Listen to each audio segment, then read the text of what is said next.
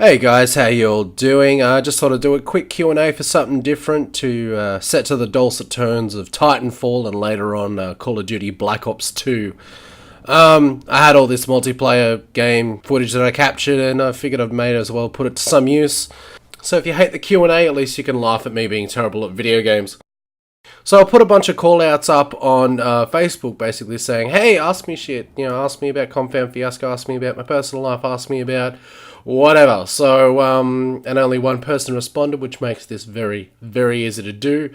So all the questions will be from my nearest and dearest friend, one of my nearest and dearest friends, Delphine. Hi, Delphine. Fuck it, let's get started, shall we?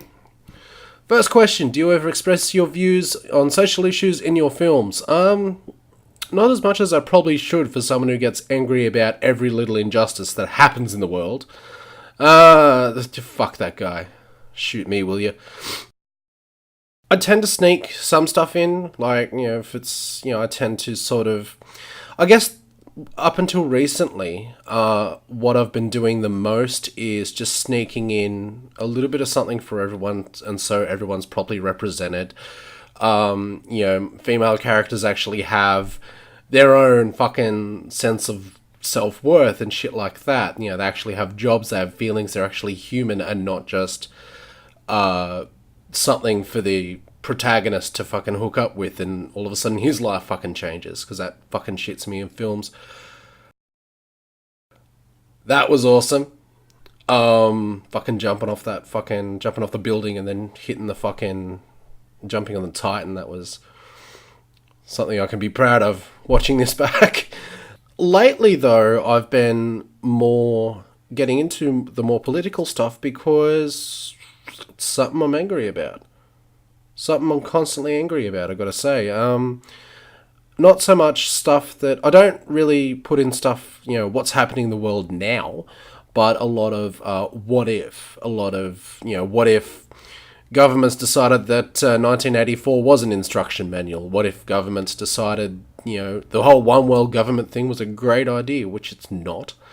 Stuff like that. I'm a huge fan of dystopian stuff like 1984, like Jennifer Government, like the World Zero alternate reality game. So I'm, huge fan of that, and I'm trying to sneak that into my stuff now, especially now that I'm looking into doing sci-fi. I hope that answered your question. Next question is, what is the appeal of mockumentary style pieces? Tough question for me to answer as a viewer. I guess because, as a viewer, because it's a more realistic way of telling a story. It is very fly on the wall, very candid, very gritty and real, even though the story in question might be this completely insane fucking thing. In terms of shooting them, because I'm shooting a mockumentary at the moment, I'm hoping to do a big reveal of that very soon.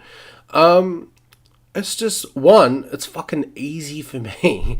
All I have to do is just pick up a camera and just start fucking shooting. And the way that we're doing it is, it's all improvised as well.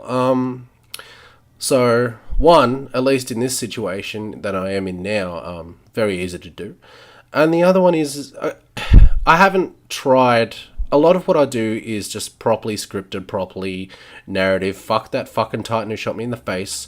A lot of what I do is properly scripted, properly narrated, and it's proper narrative content. And I just want to try something different. So I guess that's the appeal for me.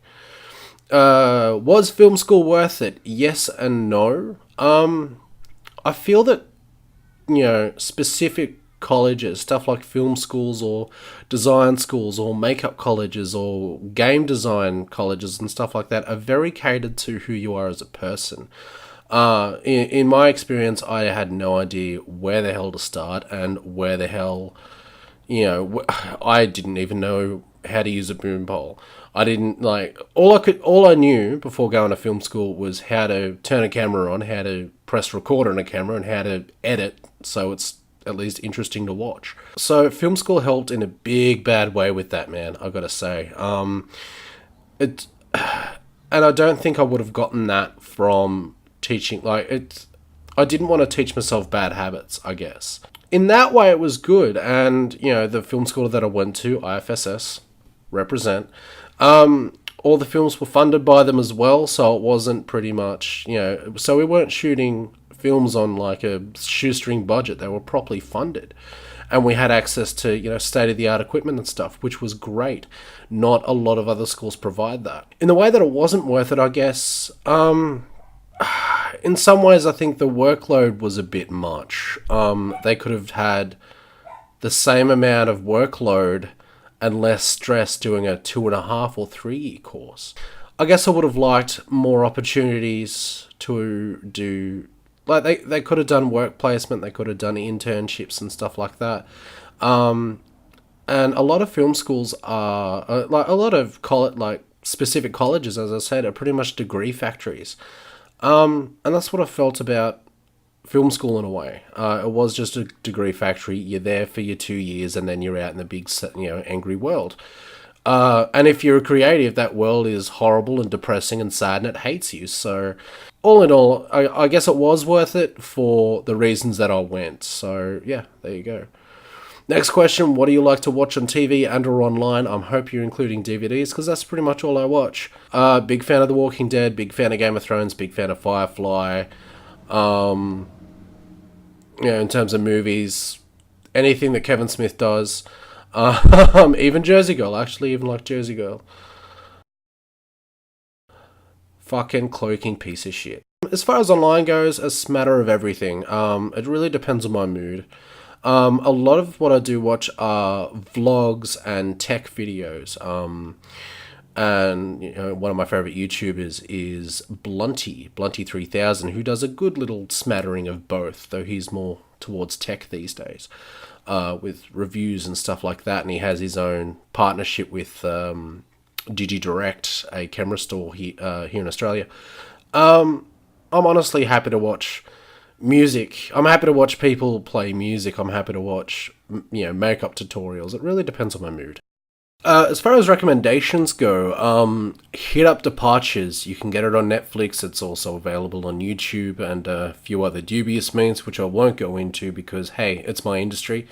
It is a travel documentary where these two guys give up their day jobs for an entire year and travel the world. The reason why I like that is because it is not your typical, you can go to London and check out Buckingham Palace. I feel it's more about the experience than it is about the location, and it's not all this touristy fucking crap. And it's very gritty, very real, and it's very, it's more of a travel vlog than a documentary, really. And that's why I dig it. Next question, I'll make this a two-part question. Why Compound Fiasco? Why not Zoidberg? Well, if I called my production company Zoidberg Productions, I'm pretty sure that Matt Groening would have a few choice words to say in the form of a cease and desist letter. Why Compound Fiasco? That was actually an in-joke from the Hell Is Other People days, where production was a bit haphazard and it really wasn't going as well as it could. But I still feel it went well for a bunch of people who didn't know what the fuck they were doing. And I tended to describe shooting hell as other people as a giant clusterfuck, and the nice way of saying clusterfuck is Compound Fiasco. I liked the name and the name stuck. That's pretty much the reason why. There's no big, coming of age tale about it. That's pretty much, I like the sound of it. Next question, how do you feel about Zayn leaving One Direction? Don't care. Next question, how long does filming one of your pieces typically go for? How long is a piece of string? Something like this is a good example of what would take me ages to do, because you have to get all the footage, you have to record the voiceover, you have to do a lot to actually get it finished. But like a vlog or something, like I shot a vlog recently that took me about 10 minutes just to get the footage, and then another 2 minutes to edit or something stupid like that. But it could honestly go from 10 minutes to a week to, in the case of the Hell Is Other People movie, months. So, but I know, typically I could probably knock something out in about a week, depending on funding, depending on the crew, depending on everyone's schedules. So, yeah, there you go. Where do you find your extras and volunteers? I, thankfully, from film school and from just knowing some awesome people, a lot of My volunteers and extras, I pretty much hit up on Facebook. Very rarely these days do I look for new people. A lot of the script writing that I do now is based around people who I'd want to write a script for. So I'll have someone in mind and then write the story, write the protagonist around them, or write the secondary character around them, etc. And as far as extras and volunteers go, it's just a call out on Facebook. I haven't had to use Star now for that reason in a while. I should really attempt to use that more. We're on Black Ops now. There we go. I should really use that more, so so I meet new people and stuff. But even then, the Australian YouTube community.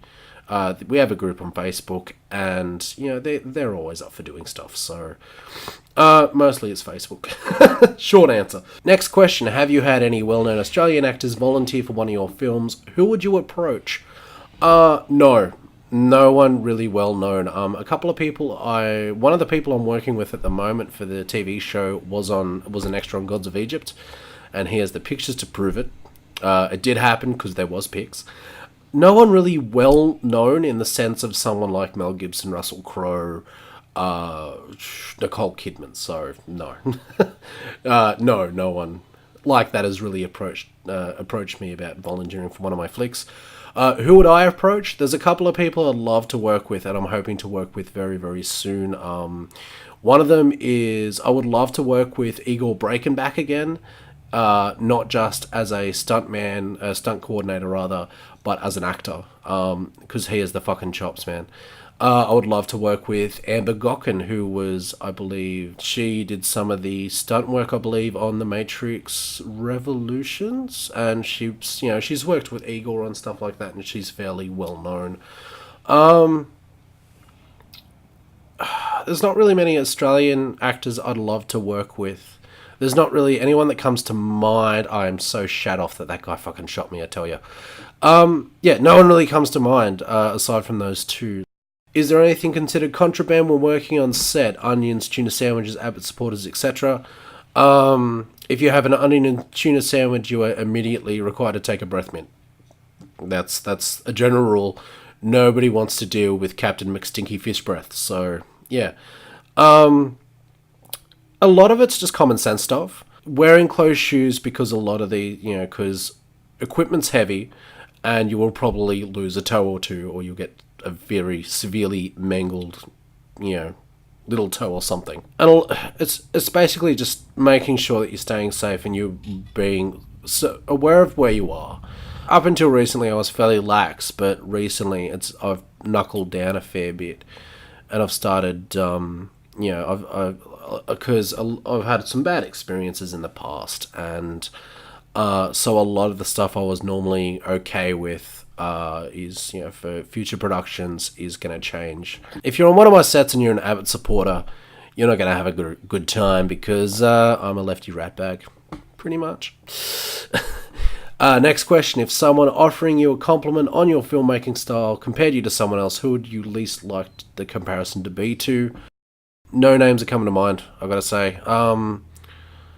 There's a lot of directors I don't like, but there's also, a whole bunch of people. Even then, I'd be honoured if someone thought, because I'm not a huge fan of Lars von Trier.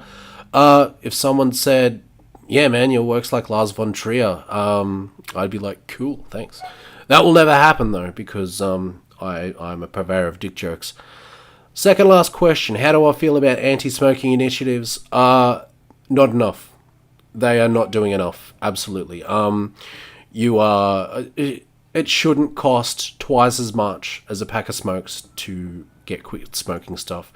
There should be a lot more subsidies. There should be a lot more available on PBS. And let's face it here, if the government really wanted to, they could just ban smoking outright. They could keep it to vaping. And that's another thing. I think vaping should be studied a lot more and ensure that it is, in fact, a safer alternative before, because everyone's a fucking vapor now. When it comes to vaping, it feels like that they're just going through the same thing that they did with cigarettes. It's the cure-all. It's the thing that'll cure what ails you, especially if you're a smoker. And I have this horrible feeling that, 10, 15, 20 years from now, they're going to turn around and go, actually, no, it's bad for you. They're doing that now, actually, which is, I don't know how I feel about that. Alright, last question. This is actually not one from Delphine. This is one from everybody else, because people keep asking me about this. When is Terror not going to be finished? When is The Hell Is Other People movie going to be finished? When it's done. That's all I'm going to say. I am waiting. I did get an assembly cut for The Hell Is Other People movie, and it's looking okay. It's looking quite good, actually. There's a few things I need to talk to the editor about, because I'm not editing this one. As far as Terror by Night is concerned, that is almost done. That is about 95% done. And it will be out when it's done. There are a few delays happening due to people working and stuff like that and having lives outside of my little bullshit universe. So it's a lot slower than I'd like, but we are getting it done. So just sit tight, calm your farm, smoke some weed, and just wait till I announce something. But for now, I'm going to leave this here, and hopefully this was entertaining.